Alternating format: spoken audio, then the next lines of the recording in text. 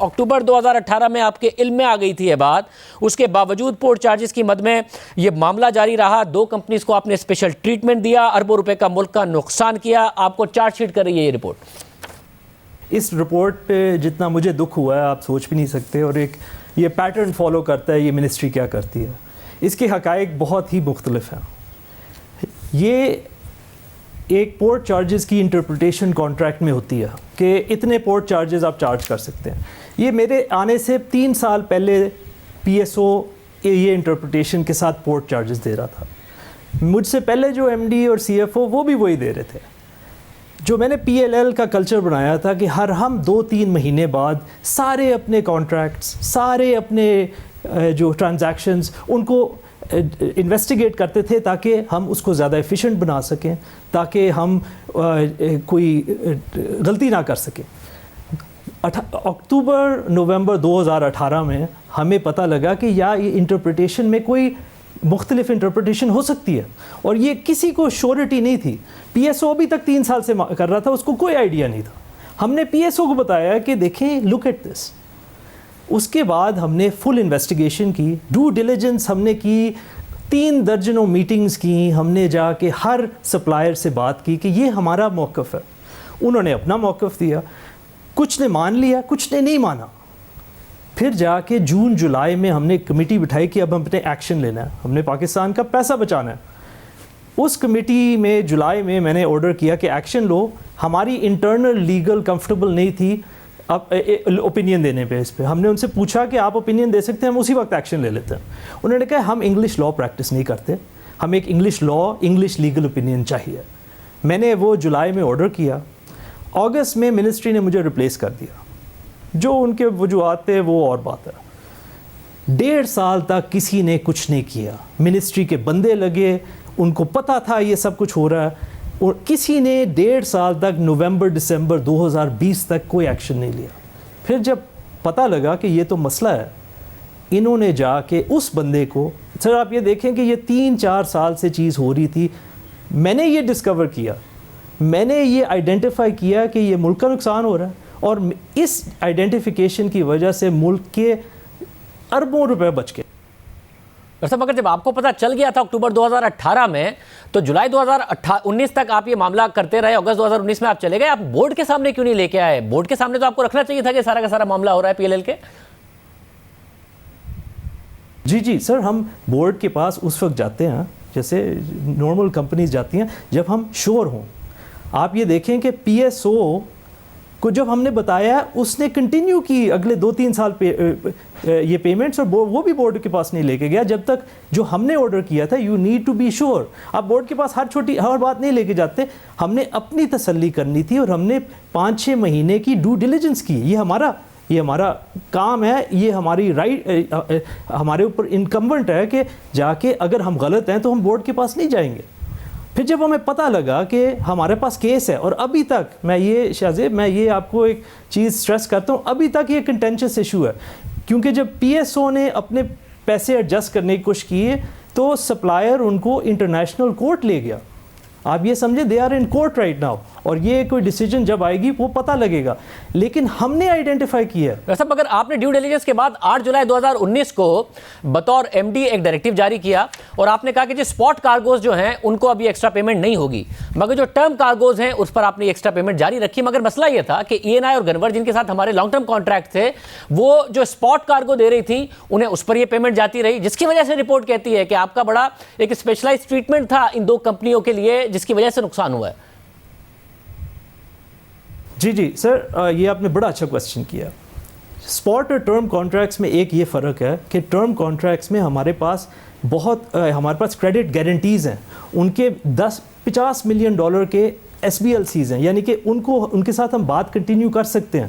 جو spot cargoes ہیں نا، وہ ایک سپلائی آتی ہے اور اس کے ساتھ پاسبل ہے کہ ہم کبھی پھر سے بات نہ کریں۔ اس کے علاوہ ایک کمیٹی بیٹھی تھی جس نے یہ ریکمینڈ کیا تھا، جو سی ایف او جو انچارج ہے اور جو ویریفائی کرتا ہے ہر پیمنٹ، اس نے یہ ریکمینڈ کی تھی، اور ہم نے کہا ہے، اور یہ جو آپ کہہ رہے ہیں نا کہ ہم نے یہ ڈفرینٹ ٹریٹمنٹ دی تھی، سر آپ نے جب میں نے آرڈر کیا تھا، آپ نے وہ جو میرا پہلا آرڈر دیکھیں، پہلا آرڈر تھا کہ جلدی سے انگلش لیگل اوپینین لے کے جا کے اس پہ ایکشن لو. یہ 2 ہفتے لگنے تھے, یعنی کہ یہ جو ڈسکرپنسی آف ٹریٹمنٹ یہ تو 2-3 ہفتے میں ختم ہو جانی تھی, 1.5 سال نہیں رہنی تھی, کیونکہ انہوں نے 1.5 سال کچھ بھی نہیں کیا, کوئی ایکشن نہیں لیا ڈسپائٹ فل آرڈرز.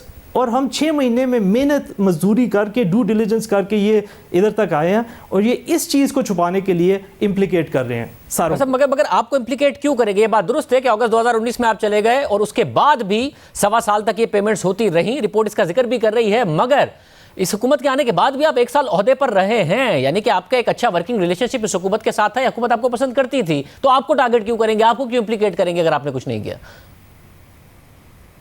سر اس حکومت کے آنے کے بعد 2018 میں یہ گیس منگوانا بھول گیا. میں آپ کو میسیجز بھیجوں گا, میں نے ایک ایمرجنسی ریسکیجولنگ کر کے اس حکومت کا ونٹر 2018 کا بچایا. ہم نے سارے ٹینڈرز ارلی فلوٹ کر کے 2019 میں ہم نے شارٹیج نہیں ہونے دی. یہ مجھے پسند کرتے تھے, لیکن یہ چاہتے تھے کہ میں جو پچھلے والوں کے خلاف چلا جاؤں, اور وہ میں جا کے نہیں کسی کے بارے میں جھوٹ بول سکتا. آپ کی تقرری کے حوالے سے تو پہلے شاہد خاقان عباسی صاحب کے خلاف کیس چل رہا ہے, تو انہوں نے کیوں کہنا تھا آپ سے کہ آپ ان کے خلاف چلے جائیں؟ وہ یہ کیا چاہتے تھے آپ سے؟ سر انہوں نے جا کے I am the only person جو کوئی ایکوزیشن اور کوئی چارج کے بغیر مجھے ECL پہ ڈالا. جب میں کورٹ میں گیا, کورٹ نے کہا کہ آپ لوگوں نے اتنی زیادتی اس بندے کے ساتھ کی ہے, اور اسی وقت دے تھرو اٹ آؤٹ. انہوں نے بہت مشکل کچھ سال میرے لگائے ہیں, اور یہ ایک اور امپلیکیشن جس میں مجھے اپریشیٹ یا کوئی کم از کم جا کے کریڈٹ دینا چاہیے کہ جو غلطیاں ہو رہی تھیں ہم نے جا کے ان کو صحیح کی ہیں. There is no corruption involved here. It is یہ ایک کانٹریکٹ کی انٹرپریٹیشن ایشو ہے. ہم نے انٹرپریٹیشن صحیح کی تھی, جو PSO غلط کر رہا تھا. رپورٹ بھی آپ پر اس میں ذاتی کرپشن کا الزام نہیں لگا رہی ہے, نیگلیجنس کا الزام لگا رہی ہے, مگر آپ یہ کہہ رہے ہیں کہ آپ سے یہ کہا گیا تھا کہ پچھلی حکومت یا شاہد خاقان عباسی کے خلاف بیان دے کوئی؟ جی سر, ایبسلیوٹلی. اور یہ آپ کو کس نے کہا تھا ایگزیکٹلی؟ سر یہ مجھے بہت سورسز سے, پولیٹیکل سائڈ, بیوروکریٹک سائڈ, اور جو بھی لوگ جو آپ بات چیت کرتے ہیں اور جو ہے نا یہ پریشر ٹیکٹکس یوز کرتے ہیں. صاحب دیکھیں, اب آپ اس طرح ہوا میں بات نہیں کر سکتے. اگر آپ الزام لگا رہے ہیں تو آپ ایگزیکٹلی آپ بتائیے کس نے آپ کو کہا تھا, کس کے خلاف بیان دینے کو کہا تھا, کیا کہا گیا تھا آپ کو؟ سر سب سے پہلے جا کے مجھے یہ کہا گیا تھا کہ اور مجھے بلایا گیا تھا کوئی اور وجہ کے کہ آپ ہمیں بس بتائیں کرپشن کہاں ہوئی ہے, آپ یہ ہمیں بتائیں کہ انہوں نے کیا کیا ہے, آپ یہ ہمیں کہیں کہ جا کے یہ غلط ہوا ہے, اور آپ ہمیں بتائیں کہاں غلط ہوا ہے. میرا جواب سمپل تھا کہ جو بھی چیز یہ ہوئی ہے نا, جو میرے ٹائم پہ ہوئی ہے, یہ میں نے کی ہے.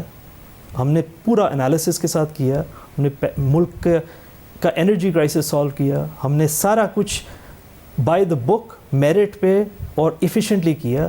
یہاں تک کہ PLL جب میں چلا رہا تھا, آپ کے جو گلوبل آرگنائزیشنز, روئٹرز اور بلومبرگ جیسے آرگنائزیشنز جا کے کہہ رہے ہیں کہ یہ دنیا کی سب سے ٹرانسپیرنٹ اور ایفیشینٹ کمپنی. اب آپ یہ دیکھیں کہ کیونکہ 3 سال میں یہ منسٹری نے کچھ بھی نہیں کیا, کوئی پائپ لائن نہیں بنائی, کوئی ٹرمینل نہیں بنائے. وہی وقت جو ہم نے دیکھے تھے 2015 سے پہلے, اگلے سال سے آپ کو آ جائے گی, کیونکہ ہماری گیس پھر سے ختم ہو رہی ہے. جو پلانز ہم نے بنائے تھے وہ کوئی فلفل نہیں ہوئے.